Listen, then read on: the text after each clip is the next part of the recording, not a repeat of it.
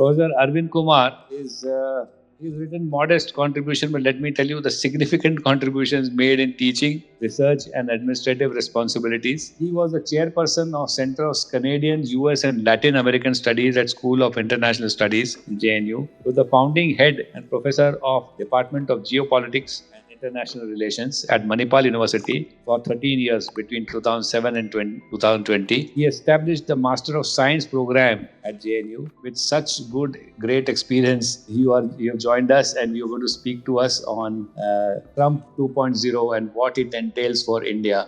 So over to you, sir, and we are very eager to listen to you. Thank you very much for your kind introduction about me. Let me at the outset thank JanyuTech for inviting me to this very important lecture, and I am delighted to be a part of their 150th lecture on many of these important issues. What I will do maybe in the next 45 minutes is to give you a very comprehensive assessment on the evolution of Indo-US relation and how it is going to be the next 4 years, because as you know that President-elect Trump is going to take over in January, and obviously what is the expectation from both sides. See, I think it's not a surprise for India that Trump has got back, because the way the things got unfolded in this election in particular, a lot of domestic issues which were supposed to be addressed by the current regime, they were not able to find solution to those major issues. And one such issue was inflation. And obviously there are many other domestic issues, illegal immigration, a lot of other factors which came. Trump basically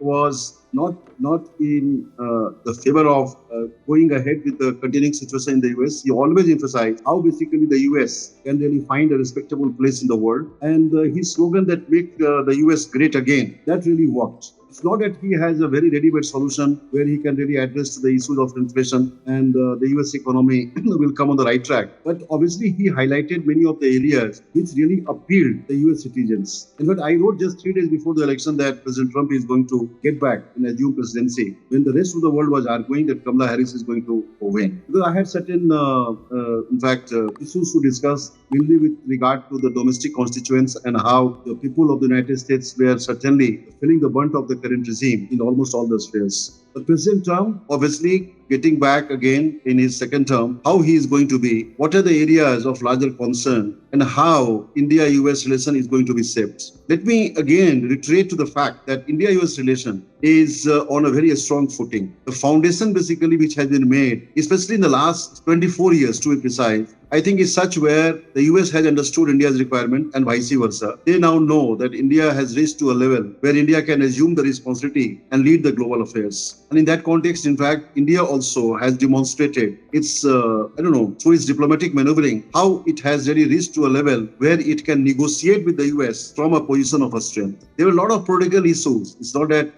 both India and the US really have been converging on every sphere. I think they still have a lot of areas where we see divergences happening. But at the same time, the way the things got unfolded in the emerging dynamics of geopolitics, I think the US has clearly understood India's importance, India's relevance, and its significance in the 21st century. It is not that they keep talking about it, how India has the potential to counter China, counterbalance China. It is more to do with that how they could work together in terms of finding solutions to many of the global problems. What really had happened in the past, that most of the irritants which really got in between India-US relation were largely developed because of mistrust. And that mistrust basically got completely focused on the technological details of the bilateral relationship. I think India had a very good beginning with the United States. If you see the decade of 50s, I think they obviously were very keen to evolve India as one of their, good friends. In fact, India never wanted to become ally. There's a difference between being an ally and being a friend. India always showed its keenness to be seen as a good friend of the United States, despite all the mutual mistrust.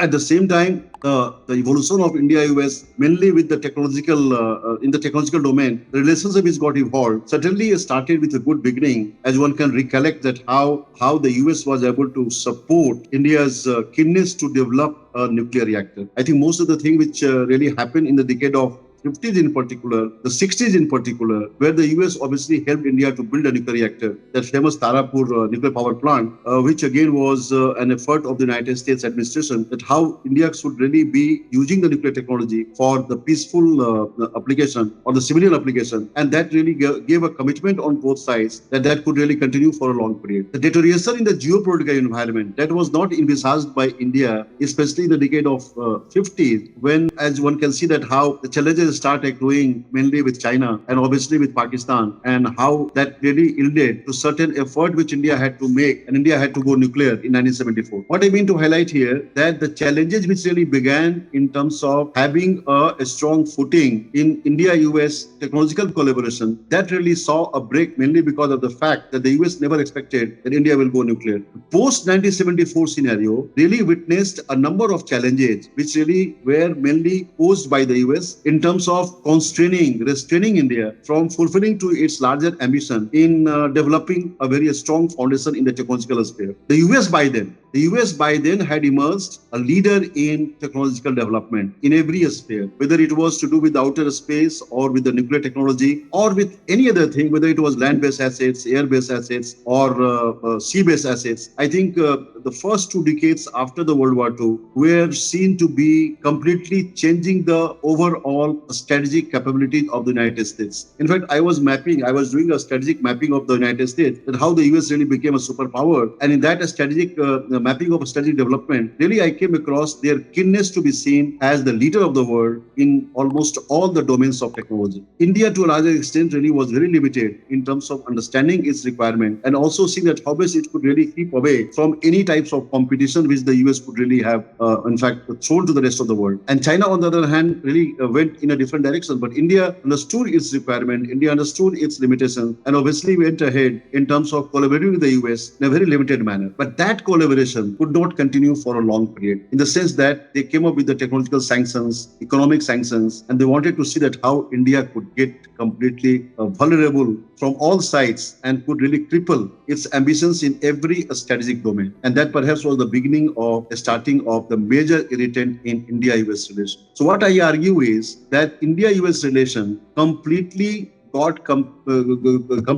in fact, went into a different direction because of the imposition of the sanctions by the United States government. It is not to do with that how Republicans fared with India, or how the Democrats fared with India. In fact, most of the collaborations which India did were largely with the Democrats. I think the first Indo-US civil nuclear cooperation agreement, which was signed way back in 1963, happened during President Kennedy's time. And President Kennedy was a Democrat. And obviously, he basically gave a commitment that how best that the US could keep supporting India in developing nuclear power by having the uranium supply lifetime. Question which really comes largely in the context of how 1974 nuclear test of India, how that really changed the direction of bilateral relationship, and how they not only stopped cooperating with India, they also started pressurizing other countries not to cooperate with India. So the technological domain, which really remains a part of the debate in India-US relation all the time, whether it is a Republican who really hits the White House, or a Democrat who leads the US politically, that really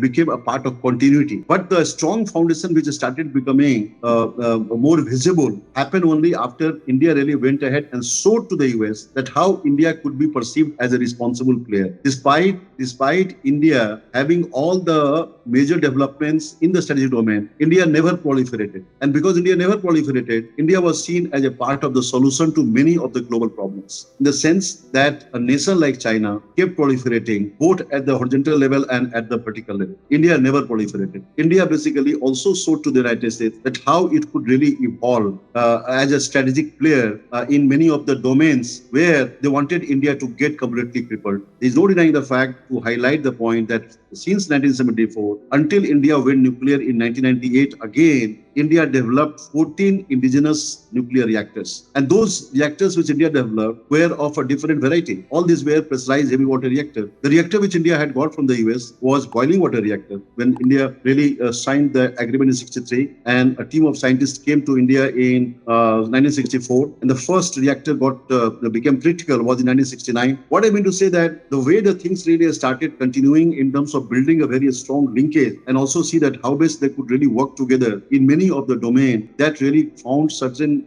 challenge, especially in the context of really defining the US fundamental goals. The US fundamental goals were completely different. It was certainly to see that how India really finds, in fact, a different path of development. India does not really get support of the rest of the world. But post 1998 again saw a different phase, especially even if you see the decade of 90s that was led by President Clinton, who was a Democrat, and his understanding about India. I think one thing I should really make it very clear. I think many of the presidencies in the US, starting from President Truman to Eisenhower to Kennedy to President Lyndon Johnson to Nixon to Ford to Carter to Reagan, you see that the senior Bush, Clinton, again junior Bush, President Obama, and you have had after Obama this Trump first term, and now last 4 years you see Joe Biden. I think their knowledge about India remained limited. Their effort in terms of knowing about India was very limited in terms of inferring about India's behavioral patterns, about India's fundamental goals, about India's intentions. I think India's intentions were very clear that India finds itself in a different environment altogether. I think India's national security interests can best be served in a nuclear weapon-free world. And that really never happened. And that was the reason that India really had to go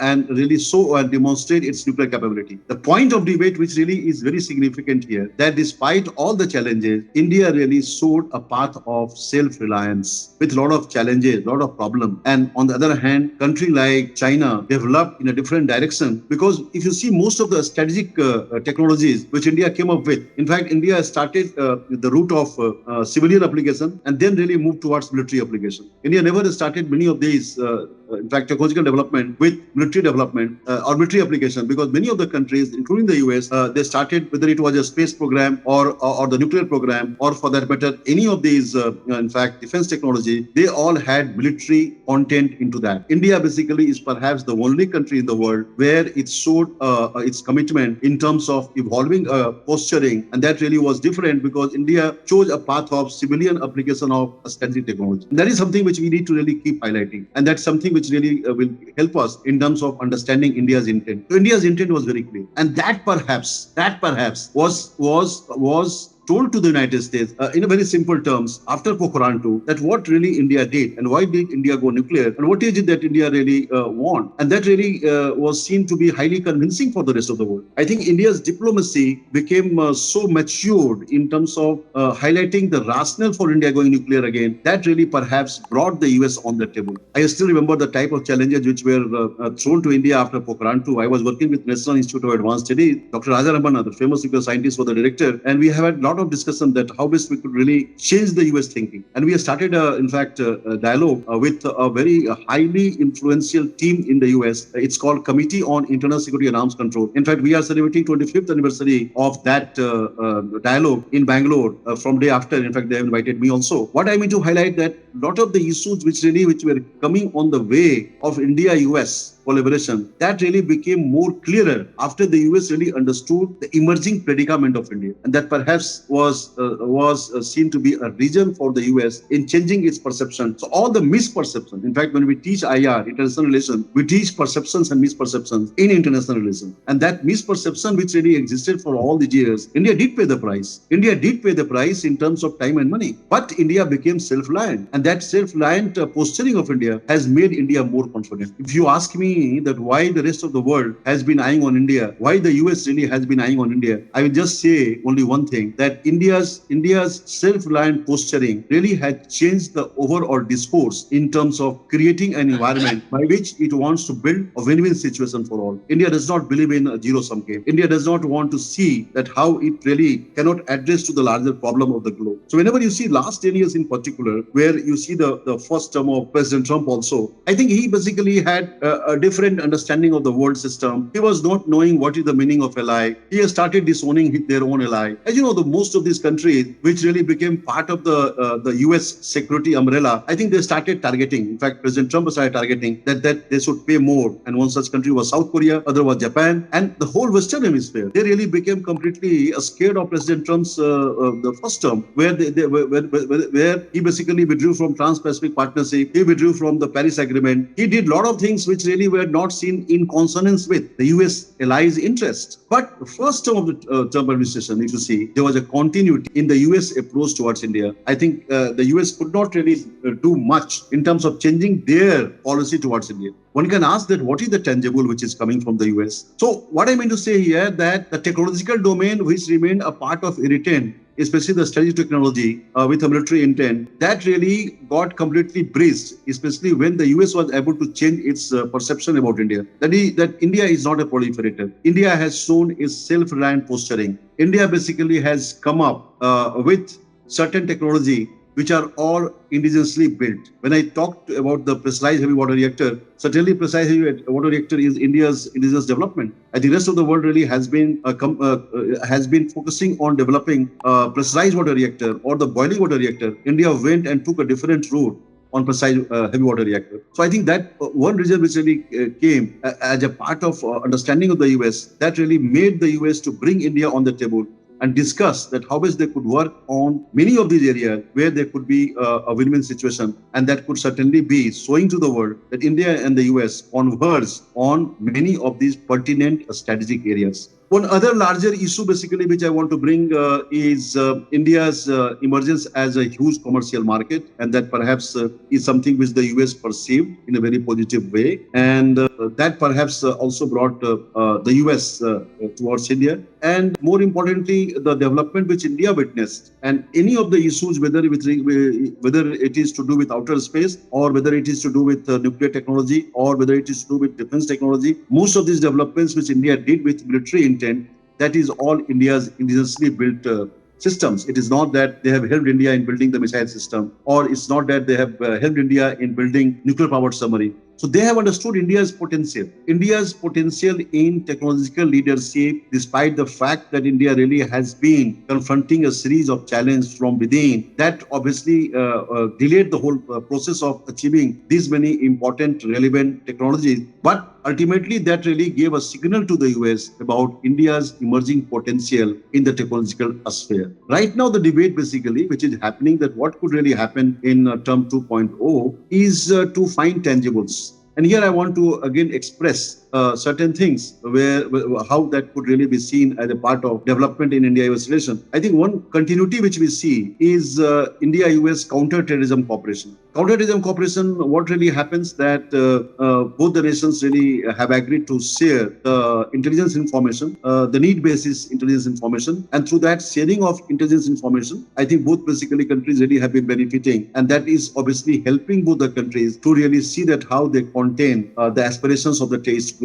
And that is happening because terrorism, the way the things have happened, will keep continuing. It's not that it is easy to eliminate terrorism, but it is easy to really see how best you can contain the aspiration of the terrorist groups in terms of attacking to the respective soils. The US has reached to a level where they have the information superiority because they have been working on that since the decade of 50s because of the fact that their focus was largely to improve their intelligence information gathering mechanism. They had the ambition to really have a global surveillance system. They also really used their satellites for spying. That is called reconnaissance. So their focus on intelligence, surveillance, and reconnaissance had all the time been high, and their prowess, technological prowess in achieving this, again was seen to be completely different than the rest of the world, because they believed very strongly that it is perhaps only only the intelligence information through the intelligence information dominance and information assurance that could perhaps give them a distinct space in the world system. And through that, how West India could capitalize in improving its system, because they started way back. In fact, they created an institution called National Security Agency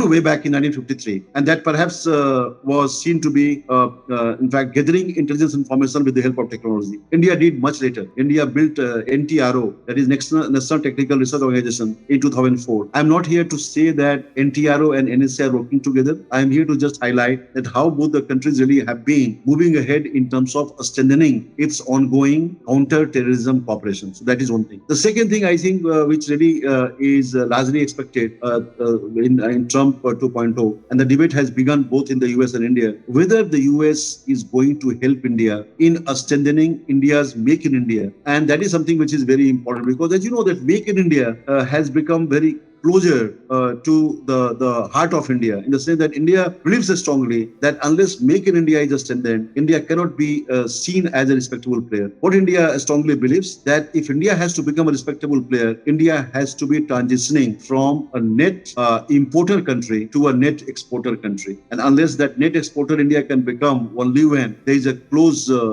nexus built with its private institutions. India's learning basically has been seen in consonance with the US experience. As we are aware that how the US built their strategic systems, they involved the private, in fact, partners, the private institutions, and they worked very closely with the private institutions in every domain, whether it is to do with the outer space development or whether it is to do with the nuclear technology. I think if you take, for example, many of these things, they started really doing a lot of these research and development with the help of the private institutions. And the knowledge base which they really utilized from the private institutions was phenomenal. India has to basically very carefully craft its requirement and see that how best it could work with the US in terms of not only getting the technology, but also to get the technological know-how. But knowing the US mindset, knowing the US intentions, it is not going to be that easy to get the technological know-how in many of the areas where India has been emphasizing. So buy is one part. And second part comes buy and make. Buy and make is something which India has been banking on. But buy and make means,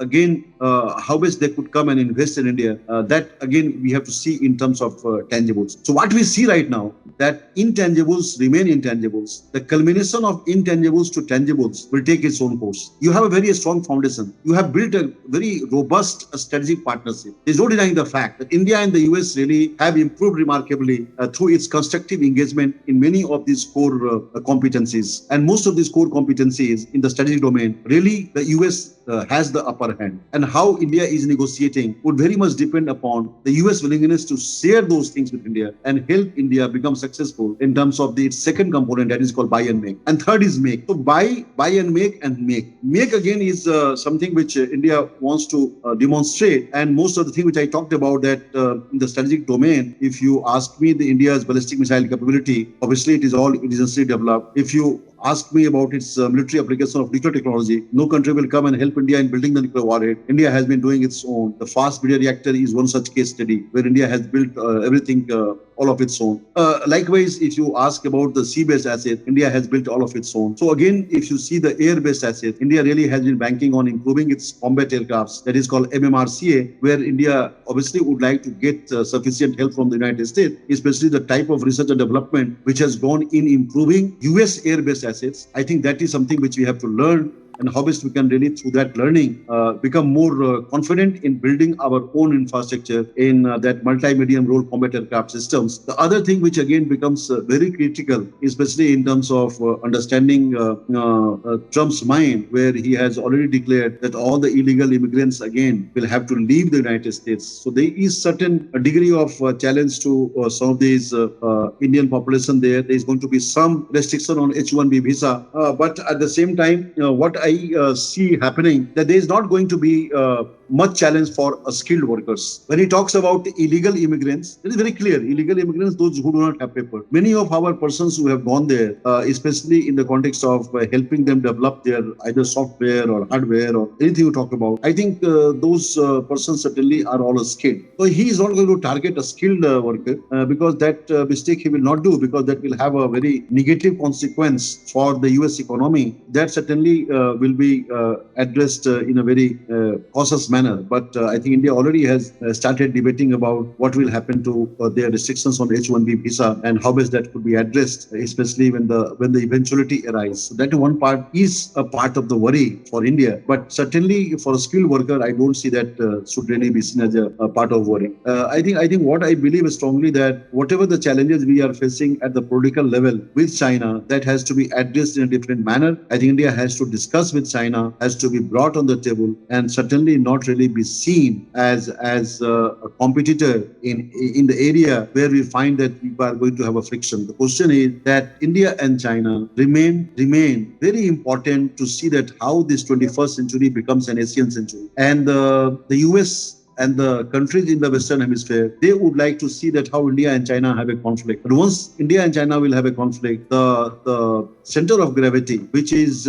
supposedly going to be shifting from the west to the east, will never get shifted, and the US will keep occupying the seat of power. I think that is the worry which India should have in terms of understanding the larger predicament which emerges from China. I think many of the things which really happened in recent past, especially a thaw coming in India-China relation, that was very important geopolitically to demonstrate to the countries in the Western Hemisphere and obviously to the United States that how they see very much relevant and they want to work together. I think a working relationship between India and China would be in Asia's interest, would be in global's interest. I think global interest is more important for India right now. When India basically reflected its aspiration in terms of telling the world that how India could lead the world affairs, and that was seen happening when India was the president of G20 last year, and when this Delhi summit had happened, that was obviously seen as a part of newer type of development, that how India was able to set the agenda for the international system, and how through those agenda there could be a solution to many of the problems. So what I mean to highlight here, that India was seen as a very responsible player the way India managed its G20 presidency. So President Trump basically is very careful in